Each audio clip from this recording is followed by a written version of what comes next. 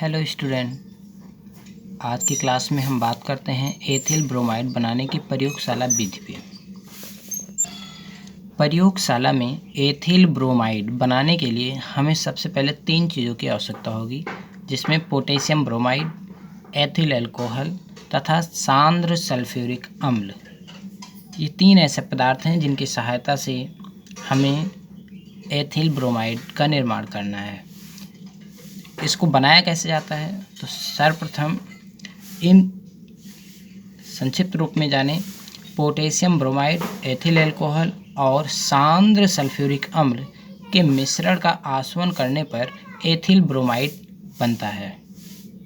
सर्वप्रथम potassium bromide सांद्र sulphuric अम्ल के साथ अभिक्रिया कर पोटेशियम हाइड्रोजन सल्फेट तथा हाइड्रोजन ब्रोमाइड उत्पन्न करते हैं। निर्मित हाइड्रोजन ब्रोमाइड एथिल अल्कोहल के साथ अभिक्रिया कर एथिल ब्रोमाइड उत्पन्न करते हैं। इस प्रकार यह अभिक्रिया 2 चरणों में पूर्ण होती है, जिसका अगर हम संपूर्ण अभिक्रिया की बात करें तो इसका योग हो जाएगा KBr plus H2SO4 plus C2H5 OH plus HBr, जिसके फलस्वरूप बन रहा है KHSO4 plus HBr plus C2H5Br plus H2O। ये इसकी समग्र अभिक्रिया है, जिसमें HBr दोनों ओर हैं तो ये क्रॉस कर देते हैं, तो हमें समग्र अभिक्रिया जो प्राप्त होगी, समग्र अभिक्रिया प्राप्त होती है KBr plus H2SO4 plus C2H5OH के परिणाम स्वरूप बनेगा KHSO4 लवर प्लस C2H5Br हमारा मुख्य उत्पाद और प्लस H2O जल। ज्ञात हो अभिक्रिया में प्रयुक्त सांद्र सल्फ्यूरिक अम्ल उत्पाद में बने जल को अवशोषित कर लेता है, जिससे यह उत्पाद निर्जल हो जाता है। अब बात करते हैं क्रिया विधि की। प्रयोगशाला में इसे बनाते कैसे हैं, तो सर्वप्रथम एक आसवन फ्लास्क लेते हैं। आसवन फ्लास्क अभी फिगर में आपको बता देते हैं। अच्छा, देख लेते हैं, डायरेक्ट यहीं से बनाना ही शुरू कर दिया जाता है। ये हो गया आपका आसवन फ्लास्क, इसे हम बोलते हैं आसवन फ्लास्क, जिसके ऊपर कार्क लगा दी जाती है और इसमें एक नली वाला कार्क होता है, जिसमें एक नली फिट कर दी जाती है समकोण पर मुड़ी हुई।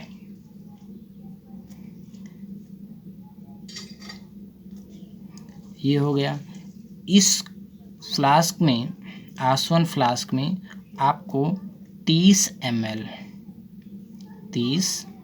ml सांद्र सल्फ्यूरिक अम्ल कंसनट्रेट H2SO4 लेना है।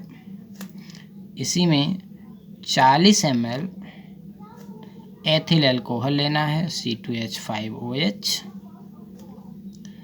तथा इसी में आपको पोटेशियम ब्रोमाइड भी डाल देना है। इसे रखकर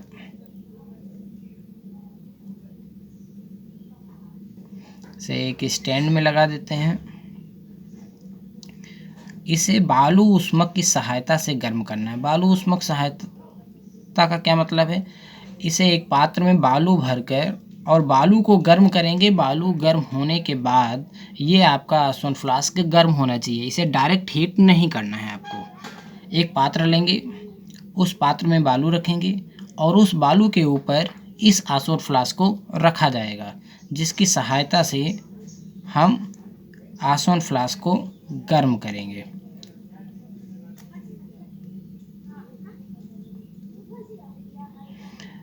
तो इस प्रकार की एक प्रक्रिया हो। अब इसे हम बर्नर लैंप जो भी यूज करना चाहें आप कर सकते, स्प्लिट लैंप यूज करना चाहें या गैस या बर्नर यूज करना चाहें, आपको गर्म करना है। अब ये हो गया आपका गर्म करने का साधन।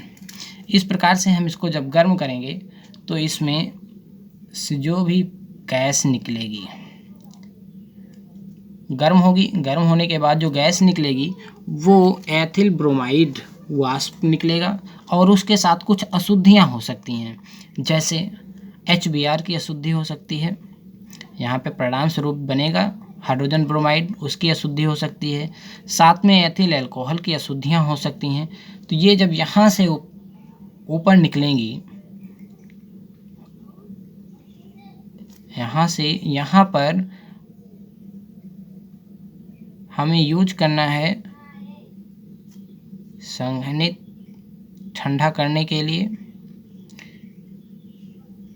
इधर से जल प्रवाहित करेंगे और इधर से जल की निकासी होगी। ये काम क्या करेगा, यहाँ पे जो गर्म वाष्प आ रहे हैं उन्हें ठंडा करना है, तो ठंडा करने के लिए जल की आवश्यकता होगी।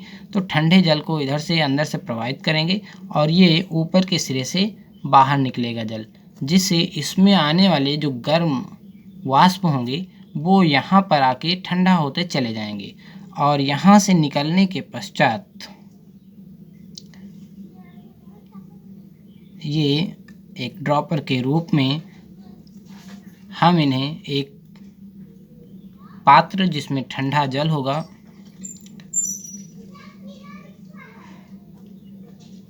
उसमें एकत्रित कर लेंगे, जिसमें नीचे ऑयली रूप में हमें C2H5Br प्राप्त होगा, जो कि अशुद्ध होगा क्योंकि उसमें HBr तथा एथिल अल्कोहल के मिक्सचर होंगे। इस प्रकार से हमें एथिल ब्रोमाइड प्राप्त हो जाएगा। अब चूँकि एथिल ब्रोमाइड अशुद्ध है तो उसे शुद्ध करने के लिए हम सोडियम कार्बोनेट का उपयोग करते हैं। आपको पता है कि एथिल ब्रोमाइड ठंडे जल में एकत्र की गई थी, तो ठंडे जल में प्राप्त एथिल ब्रोमाइड को पृथक्कारी की सहायता से अलग कर लेते हैं, क्योंकि ये एथिल ब्रोमाइड तेलीय रूप में होता है, इसलिए जल में नीचे बैठ जाता है। ये इसकी सांद्रता अधिक होने के कारण, घनत्व अधिक होने के कारण ये नीचे होता है। तो इसलिए अब ऊपर तो जल है तो जल को हम अलग कर लेंगे। इस प्रकार से ये हमें प्राप्त हो जाएगा। अब ये अशुद्ध होता है तो इसको सबसे पहले सोडियम कार्बोनेट विलयन में धोते हैं।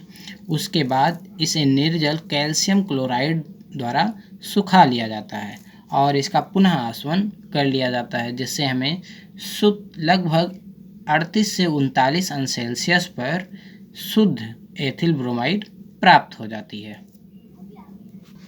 नेक्स्ट क्लास में हम क्लोरोफॉर्म बनाने की विधि पे वर्णन करेंगे, अध्ययन करेंगे। आज की क्लास यहीं पे समाप्त करते हैं। धन्यवाद।